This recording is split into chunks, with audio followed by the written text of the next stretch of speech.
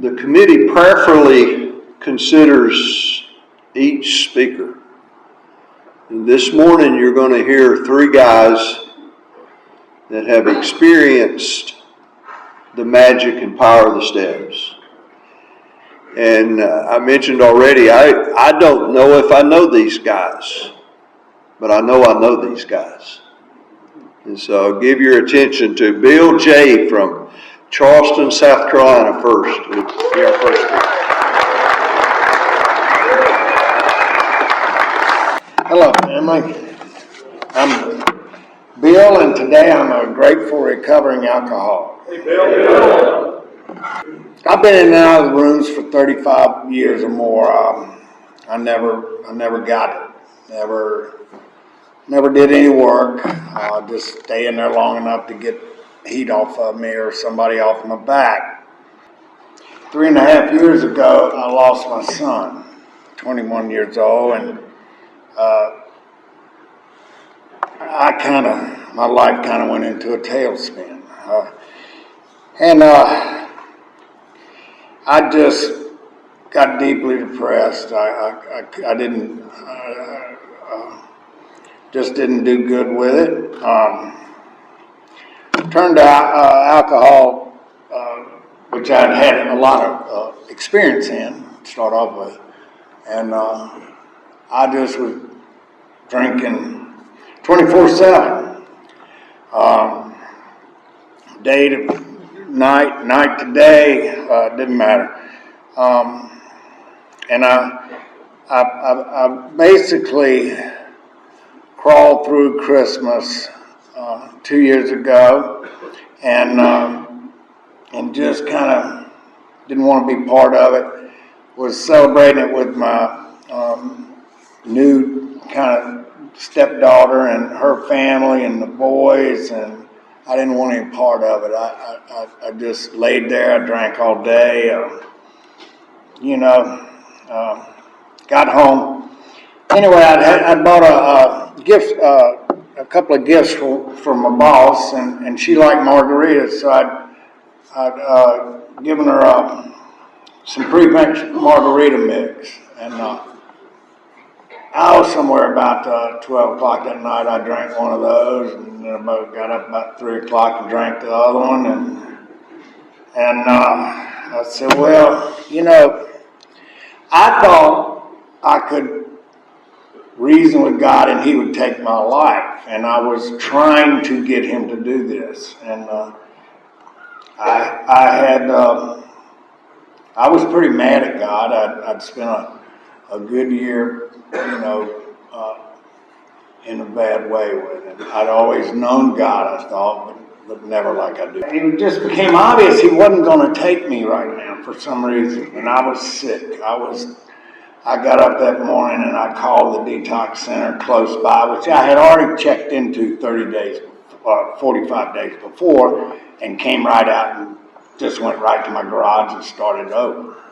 So I told him, I said, I'm ashamed. I can't, I need to come back out there. And they said, come on, we got a bed today. Be ashamed if you didn't call. I went out. The day I left there, they said, we want 3-month goals, 6-month, and 9-month goals. And I said, I got one goal. One goal, period, only, 90 and 90. That's what I want to do. I knew if I get out there and do this work, I knew I could get a grip. And I did. And I went into AA, and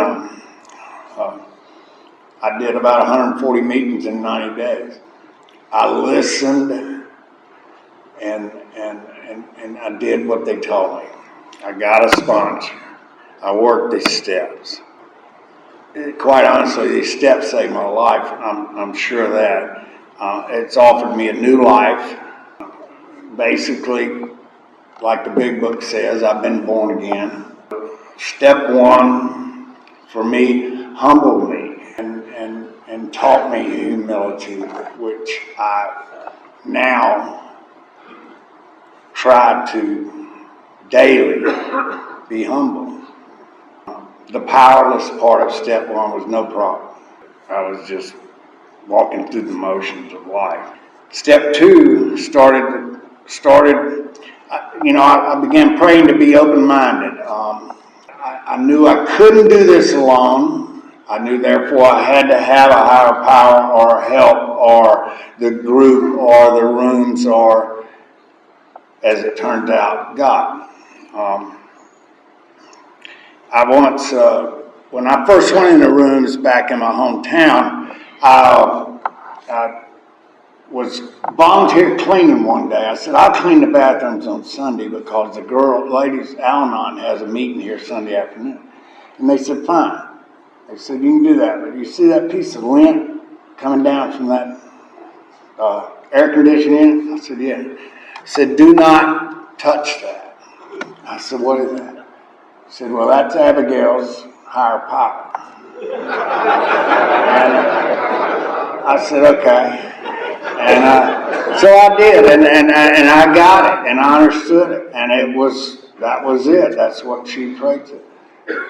Well, I went back out, and later I came back. I said, "What happened to the lint?" And they said, "Abigail got baptized and joined the church."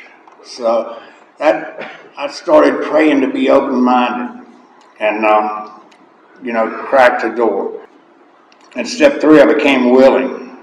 Threw my arms up, I surrendered, fully surrendered this time, which is I've never done before. Step 4 was a cleansing step for me. I'm in the process of doing steps again now, and I've already got me a couple of new amends to make. It's a must-do step. But I found that all the steps are must-dos. And,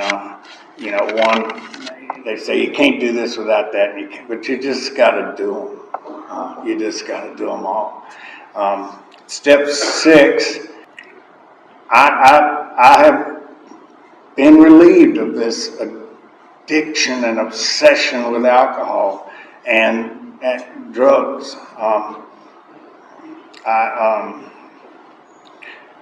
I've been relieved of my alcoholic ways, and all of a sudden these steps started working for me in my grief. It was obvious I couldn't pull through this grief by myself. I had to have help. I had to be honest about a lot of things. So my track began a parallel with addiction and recovery from grief.